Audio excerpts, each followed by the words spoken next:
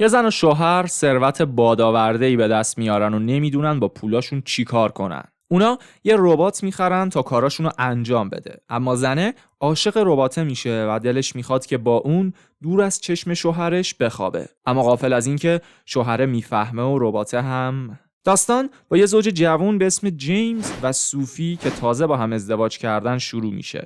اونا توی آپارتمانشونن که به جیمز زنگ میزنن و میگن بابات مرده. حالا این زوج تصمیم میگیرن برن عمارتی که بابای جیمز براشون ارث گذاشته زندگی کنن و جیمز هم تجارتی که پدرش داشته رو ادامه میده. با وجود این تغییرات به نظر میرسه صوفی زیاد از زندگی ثروتمند جدیدش راضی نیست. اون اصلا عادت نداره خدمتکار داشته باشه، برای همین تمام خدمتکارای اونجا رو اخراج میکنه.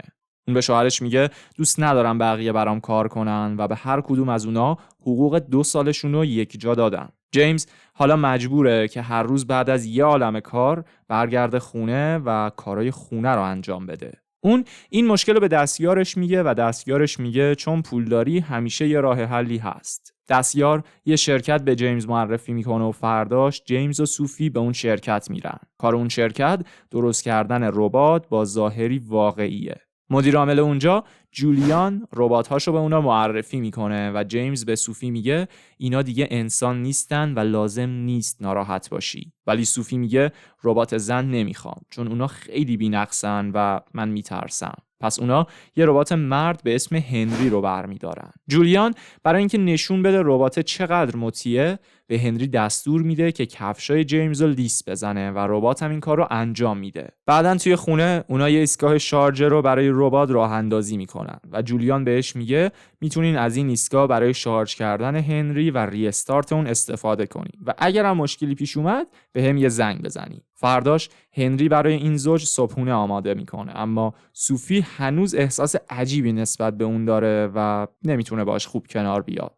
جیمز برای اینکه زنش راحت تر باشه بهش میگه هنری رو به عنوان یه ماشین لباسشویی در نظر بگیر، اما همسرش نمیتونه اونو به عنوان یه آدم نبینه. اون روز صوفی خونه تنهاست و لخته که میبینه رباته بهش خیره شده. اون زنگ میزنه شوهرش و داستان رو تعریف میکنه، ولی شوهره میگه اون ربات و چیزی حالیش نیست. ولی خب صوفی هنوز احساس ناراحتی میکنه. اون روز جیمز سر کارش خیلی استرس داشته و وقتی برمیگرده خونه هنری رو از جایگاهش بیرون میاره تا با هم راکت بال بازی کنن. فرداش هنری به صوفی کمک میکنه تا یه کاناپه قدیمی رو درست کنن و در مورد رویاهایی که آدم توی خواب میبینه با هم صحبت میکنن و رباته میگه از این بحث خوشم اومده. صوفی ازش میپرسه مگه تا حالا خواب ندیدی و اونم میگه نه چون توی برنامه ها نیست. صوفی در حالی که داره خونه رو تمیز میکنه یه کتاب به هنری میده و ازش میخواد که اونو بخونه و توی اوقات بیکاریش با هم در مورد این کتاب صحبت کنن. یه روز وقتی که هنری و ربات دارن یه ماشین قدیمی رو تعمیر میکنن، هنری از صاحبش میپرسه که آیا عشقش به صوفیا با گذشت زمان بیشتر میشه یا کمتر. جیمز جا میخوره که ربات همچین سوالی ازش پرسیده و بهش میگه این حرفا رو از کجا یاد گرفتی؟ و ربات هم بهش میگه اینا چیزیه که من از رفتار شما 2 نفر با همدیگه برداشت کردم. وقتی هنری داره اون کتابی که خونده رو برای صوفی تعریف میکنه، صوفی ازش میپرسه اگه یکم شراب بخوری چه اتفاقی میفته؟ ربات میگه من یه مخزن نگهدارنده توی خودم دارم که فعلا خالیه.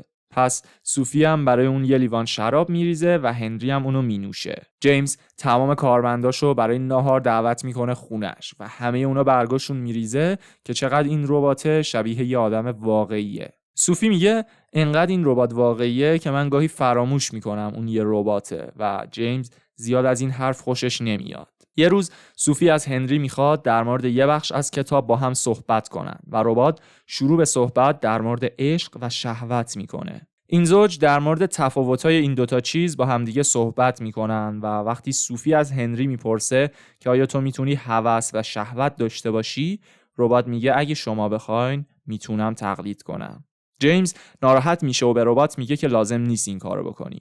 اون شب صوفی با یه صدا از خواب بیدار میشه و وقتی میره بیرون میبینه که هنری لخت وسط حیاط دراز کشیده. اون هنری رو بیدار میکنه و ربات گیجه که چطوری رفته اونجا. صوفی میپرسه داشتی خواب میدیدی و هنری میگه آره، خواب دیدم که یه انسانم. وقتی صوفی هنری رو میاره توی خونه، جیمز اونا رو میبینه و صوفی اتفاقی که افتاده رو واسش توضیح میده. فرداش جیمز میره پیش جولیان و جولیان میگه همه چیز عادیه و فقط یه مشکل کوچیکی وجود داره. صوفی میگه خب چرا هنری داشته خواب میدیده و جولیان میگه ممکنه یه نفر اونو به انجام این کار تشویق کرده باشه. اون به زن و شوهر میگه نباید با اون مثل یه انسان رفتار کنین، چون باعث میشه اونم مثل یه انسان رفتار کنه. جیمز زنشو سرزنش میکنه که تو همش به اون کتاب میدی و در مورد کتاب با هم دیگه صحبت میکنین. ولی صوفی میگه خب تو هم باهاش راکت بال بازی میکنی و ماشین تعمیر میکنی، پس زیاد با هم فرقی نداریم. اون شب جیمز چند تا شمع کنار تخت روشن میکنه و یا حال و هوای رمانتیک درست میکنه. ولی خب صوفی میگه من خستم و این دو نفر فقط میخوابن. فرداش وقتی هنری داره صوفی رو ماساژ میده، یهو پشت اون رو میبوسه. زن اول شوکه میشه ولی خب اجازه میده که ربات جلوتر بره. یکم بعد صوفی از خواب بیدار میشه و میفهمه همه اینا فقط یه رویا بوده. وقتی جیمز میره سر کار، صوفی درو باز میذاره و شروع میکنه به ور رفتن با خودش به امید اینکه هنری اون رو ببینه. یکم بعد اون یه صدایی میشنوه و هنری رو میبینه که داشته میرفته طبقه پایین. اون میپرسه که داشتی منو دید میزدی و ربات هم میگه اگه بگم آره تو خوشحال میشی؟ و خب صوفی هم هیچ جوابی نمیده. جیمز وقتی میبینه این دو نفر دارن با هم صحبت میکنن و میخندن، حسودیش میشه. اون میره پیش جولیان و میگه انگاری ربات عاشق زنم شده. ولی جولیان بهش میگه هنری فقط یه رباته و انگار صوفیا عاشق ربات شده. جیمز بعدن به ربات میگه که دیگه زیاد با زن من گرم نگیر. ربات هم جواب میده که من فقط کاری رو انجام میدم که شما دو نفر از من میخواین. اون میگه من حس میکنم که عشق شما دو نفر به هم دیگه داره کم میشه و پیشنهاد میکنم که تو رفتارتو تغییر بدی، نه من. جیمز به هنری دستور میده که دیگه برای صوفی کتاب نخونه و ربات این موضوع رو به صوفی میگه. این زوج با هم دیگه دعوا میکنن و صوفی چند روزی برمیگرده آپارتمان قدیمیشون. یه روز جیمز هنری رو صدا میزنه و ازش میخواد ریششو بتراشه. ربات بدون لباس وارد میشه و جیمز میپرسه داری چی کار میکنی؟ هنری هم میگه من برای هر چی که تو میخوای طراحی شدم و بعد ریشای جیمز رو میتراشه و بعدم باهاش رابطه جنسی برقرار میکنه. فرداش جیمز از محل کارش زنگ میزنه صوفی و اونو به یه تعطیلات دعوت میکنه. صوفی هم میگه وقتی بیام خونه با همدیگه در موردش صحبت میکنیم. اون تعجب میکنه که شوهرش بهش زنگ زده و اونو دعوت کرده، ولی هنری بهش میگه اون فقط میخواد رابطتون رو نجات بده. صوفی از هنری میخواد که اونو ماساژ بده، اما ربات اونو میبوسه و بهش میگه دوستت دارم. صوفی شوکه میشه و بهش میگه که فوراً اینجا رو ترک کن. وقتی جیمز میرسه خونه، همسرش اتفاقی که افتاده رو بهش میگه. اون میگه هنری این کار رو انجام داده فقط به این دلیل که من ازش خواستم. جیمز تصمیم میگیره یه بار برای همیشه این موضوع رو تموم کنه. اون ربات از جایگاهش بیرون میاره و میپرسه چرا همسرمو بوسیدی؟ و ربات هم میگه خودش التماسم کرد این کار رو انجام بدم و جیمز هم عصبانی میشه و به اون مشت میزنه. بعدن توی همون روز ربات از صوفی میپرسه که آیا میخواین منو دور بندازین؟ و صوفی میگه فقط قراره که تو رو تعمیر کنیم. بعدم میگه چون منو بوسیدی جیمز عصبانی شده. بعد از این جولیان میرسه اونجا و صوفی بهش میگه هنری رو خاموش کن و تا برنگشتم اینجا از اینجا نرو. بعدم میره دفتر جیمز تا ببینه اون چرا هنری رو زده. در همین حال هنری تعجب میکنه که چرا کبودی داره و وقتی اونو لمس میکنه دردش میگیره. جولیان به اون دستور میده که برگرده به ایستگاهش، اما ربات میگه از دروغات باخبرم. بعدش جیمز به زنش میگه که وقتی دیدم با هنری خوشحال تری حسودیم شد. صوفی هم میگه واقعا ربات خوشحالم میکرد، ولی خب همه اینا فانتزی بودن و واقعی نبودن. و بعدم این دو نفر از هم عذرخواهی میکنن. وقتی اونا میرسن خونه میبینن که هنری لخت بیرون خونه است و از اینکه اونا دارن از شرش خلاص میشن ناراحته. اونا میگن جولیان میتونه تو رو تعمیر کنه و صاحب جدیدی برات پیدا کنه. جیمز میگه برو جایگاهت، ولی هنری میگه میخوام همینجا بمونم تا باتریم تموم بشه.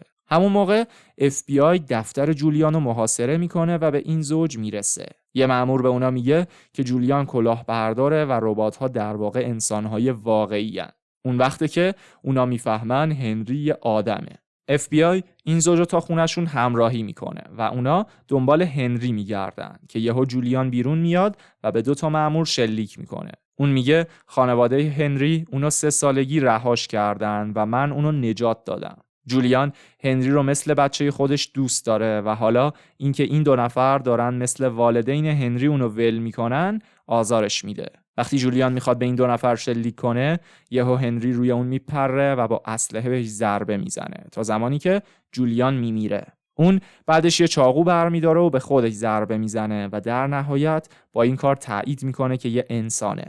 قبل از مرگ هنری میگه از همون اول میدونسته که احساساتش درسته و از اینکه زندگی اونا رو خراب کرده عذرخواهی میکنه. 5 سال میگذره و این زوج الان با خوشی دارن با هم زندگی میکنن و یه پسر دارن که اسمشو گذاشتن هنری. خیلی ممنونم ازت که تا آخر ویدیو منو همراهی کردی. اگه وقت یا حوصله فیلم کامل دیدن نداری، من توی کانالم برات خلاصه فیلم ها رو میذارم. پس یادت نره که سابسکرایب کنی و این ویدیو رو هم لایک کنی. تا ویدیوی بعدی، خدا نگهدارت.